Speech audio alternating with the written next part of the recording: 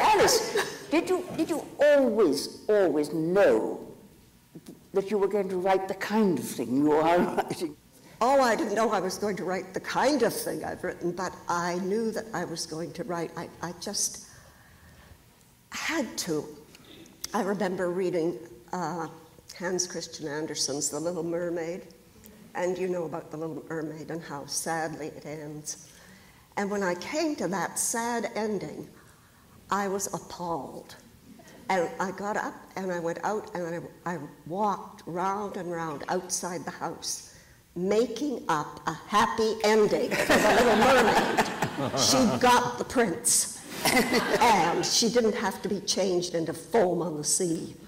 And so I think that was the beginning of a writing career. I knew I had to do something about what I found in life around me.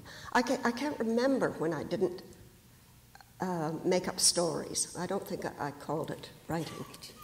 So, in your childhoods, what do you remember reading most vividly? What was your first remember? Well, there's The Little Mermaid I told you about. But there was also a book that I don't know if people read it anymore or even know about it. But you know, Charles Dickens wrote a history of England for children. And somehow this was lying around our house. I think it had been given to my father when he was a little boy. And I started to read it. And I was at the stage where I didn't know about Ireland. I didn't know how you pronounced it. So I came to this place where the headline was Troubles in Erie Land. And I didn't know anything about Erie Land, but I read it anyway. And it's a wonderful history. I don't know how accurate it is as history, but it has lots of beheadings in it. And it describes them in detail. How many strokes? Well, you know Anne Boleyn and the sword from France. You know about that.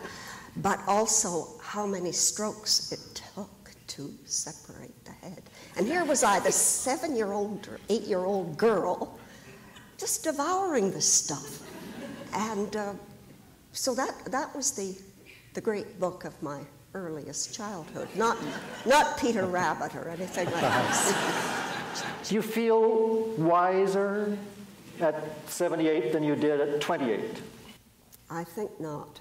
I do think that I feel less bothered by things, but that's not quite what you're saying. Bothered. Less bothered. One feels otherwise very much the same. Very really. much. And that's a big surprise, really. Yes.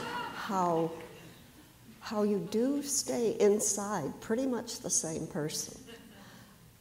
I don't even feel that I have advice to offer because I've had more experience, obviously, than someone. Well, maybe not, because in my generation you didn't have as much experience. But well, you've had 3 children and brought them up. I mean, that's quite hard work. Yes, yes. But still, I would never, ever give advice on bringing up children. And I don't think they would urge me to. One feels free of certain kinds of embarrassment. When one was young, it's how people look at you. You were so conscious of how you were being seen, whether you were going to look silly. Mm-hmm. And if you thought you were looking silly, it was awful, it was painful. And when you get old, you don't really mind how people see you. You said, it's true. You said this morning that one didn't know. You said, supposing I were to get drunk and fall down, it wouldn't really matter.